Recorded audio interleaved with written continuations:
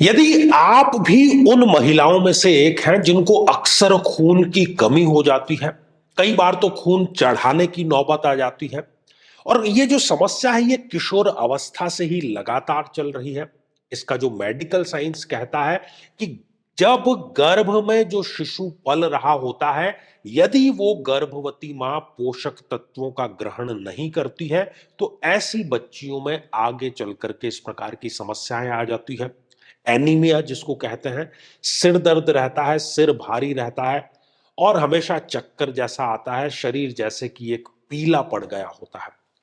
साथियों, ये तो मेडिकल साइंस की बात हो गई, लेकिन हमारे ऋषि मुनियों ने इसकी खोज बहुत पहले ही कर ली थी और किसी भी जन्म पत्रिका को देख करके हम इस बात की भविष्यवाणी कर सकते हैं। यदि आप नहीं इसमें बिलीव करते तो अपनी या पीड़ित व्यक्ति की जो जन्म पत्रिका है वो अपने समक्ष खोल करके फिर ये आप एपिसोड देखिए, आप दंग रह जाएंगे। आज हम चर्चा करने जा रहे हैं तुला लग्न की जन्म पत्रिका के बारे में कि तुला लग्न में कब बहनों को इस प्रकार की समस्याओं का सामना करना पड़ता है। यदि अभी तक आपने अपने लग्न से संबंधित एपिसोड नहीं देखा है तो यहां आई बटन में हमने आपको उसका लिंक प्रोवाइड करा दिया है, जाकर के जरूर देखें, समझें और उसका निदान भी अवश्य करें। तो मेरे बहुत ही प्रिय और बेहद सम्मानित साथियों, हृदय की असीम गहराइयों से अभिनंदन, बहुत बहुत हार्दिक स्वागत। साथियों, तुला लग्न की जन्म पत्रिका में जिसमें वैसे भी मंगल जो है वो एक अति मारक ग्रह है, सप्तमेश है और द्वितीयेश है, मारक है। मंगल क्या है? आयरन का कारक है, हमारी फिजिकल बॉडी का कारक है, हमारे शरीर में जो रक्त दौड़ रहा है उसका कारक है। यदि उसकी प्लेसमेंट गलत हो जाती है तो इस प्रकार की समस्याएं वो ईश्वर हमें अवश्य दे देता है। मतलब ग्रह जो है ईश्वर के माध्यम से, जो भी कहें, हालांकि वो अभी चर्चा का विषय नहीं है। तो सबसे पहली बात, यदि इस छठे भाव में मंगल देव विराजमान है तो वो इस प्रकार की समस्या, खून की कमी की, जरूर इस बहन को, बेटी को, स्त्री को दे देता है और ये किशोर अवस्था से ही ये जो समस्या है ये चालू रहती है। यदि मंगल देव इस अष्टम भाव में विराजमान है, मंगली भी ये हो गए, तो इस प्रकार की समस्या इनको भी अवश्य ही आ जाती है। विवाह के पश्चात जो ससुराल पक्ष से संबंध जितने मधुर होने चाहिए कभी नहीं रहते, चाहे ये कितना ही एफर्ट अपनी तरफ से डाल दें। यदि मंगल देव इस द्वादश भाव में विराजमान है तब भी वो इस प्रकार की समस्याएं बहनों को अवश्य दे देते हैं और डॉक्टर के पेटे जो इनका खर्च है वो सदैव चलता ही रहता है। साथ ही यदि जन्म पत्रिका में मंगल देव इस दशम भाव में विराजमान है, नीच राशि के वो हो गए हैं, तब भी ये इस प्रकार की समस्या दे देता है और साथ ही झूठे आरोप, झूठे लांछन भी इन पर समय समय पर ये मंगल की स्थिति लगाती रहती है। साथ ही यदि जन्म पत्रिका में मंगल देव राहु के साथ में विराजमान है, किसी भी भाव में, इसको अंगारक योग कहते हैं, यदि ये स्थिति जन्म पत्रिका में बन रही है तब भी इस प्रकार की समस्या और शरीर में कहीं ना कहीं इन्फेक्शन की समस्या ये युति इनको अवश्य दे देती है। यदि जन्म पत्रिका में कहीं पर भी मंगल देव केतु के साथ में विराजमान है, मंगल और केतु की युति है, स्त्री को, बहन को बहुत ही इंट्रोवर्ट बना देंगे, क्योंकि केतु एक सेपरेटिव टेंडेंसी वाला ग्रह है और यहां पर ये जो खून की कमी की समस्या है ये भी चलती है।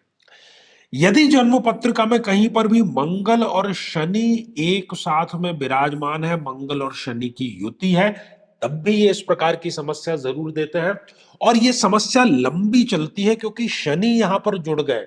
शनि हर एक चीज को लंबी खींचने का कार्य करता है। यदि जन्म पत्रिका में मंगल देव स्वयं 0 डिग्री के विराजमान है या 28, 29 जैसी अंतिम डिग्रियों के विराजमान है। 0 डिग्री क्या होता है? 0 डिग्री मतलब नवजात शिशु। 28, 29 अंतिम डिग्रियां हैं, 30 तक ही डिग्रियां होती है ग्रहों की। तो वयोवृद्ध, तो जैसे कि एक नवजात शिशु और एक वयोवृद्ध दोनों ही लाचार हैं, दूसरों पर निर्भर है, तो ऐसा लाचार मंगल ब्लड बना ही नहीं पाता है, इस प्रकार की समस्या देता है।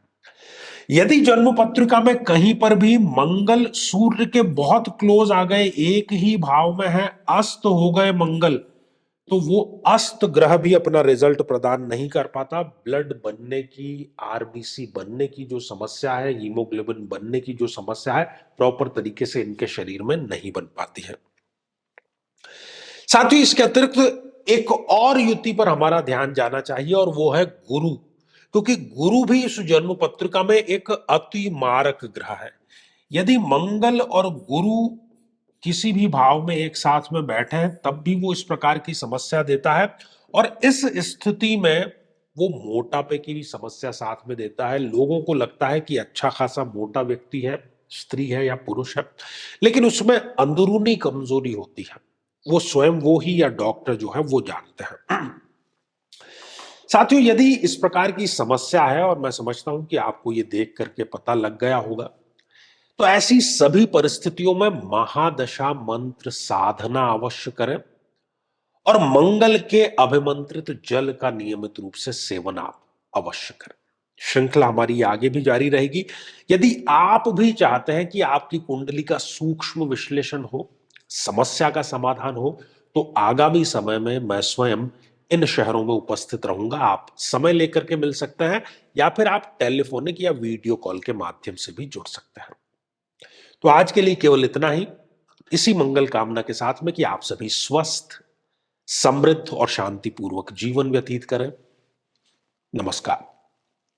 साथियों, कई वर्षों के जन्म पत्र का अध्ययन और लाखों कुंडलियों के अध्ययन के बाद हम ये कह सकते हैं कि यदि किसी की जन्म पत्रिका में मंगल पीड़ित है तो उसको इस ग्रह की महादशा में इन 9 लक्षणों का, इन 9 कष्टों का, पीड़ाओं का अवश्य सामना करना पड़ता है। शत्रु बाधा, अपने ही भाइयों से पीड़ा, साहस की कमी, बार बार दुर्घटनाएं होना, व्यक्ति का अत्यधिक क्रोधित होना, रक्त अर्थात ब्लड में किसी न किसी प्रकार का विकार होना, किसी बीमारी में ऑपरेशन तक की नौबत आ जाना, या किसी बीमारी का बढ़ करके कैंसर का रूप धारण कर लेना, और बड़ी चीज कि शादी योग्य उम्र होते हुए भी व्यक्ति का विवाह ठीक समय पर संपन्न नहीं हो पाता। लेकिन साथियों, यदि आप भी इन सभी कष्टों से स्थायी और सटीक मुक्ति प्राप्त करना चाहते हैं तो उसका तरीका है इस ग्रह की महादशा मंत्र साधना दीक्षा, जो विशेष रूप से आपके नाम, आपकी जन्मतिथि के अकॉर्डिंग की जाएगी, और गुरु दीक्षा के माध्यम से अभिमंत्रित माला भी आपको प्रदान की जाएगी, ताकि न केवल ये सारे कष्ट दूर हों बल्कि ये पूरी की पूरी महादशा आपके लिए शांतिदायक और सुख समृद्धिदायक साबित हो।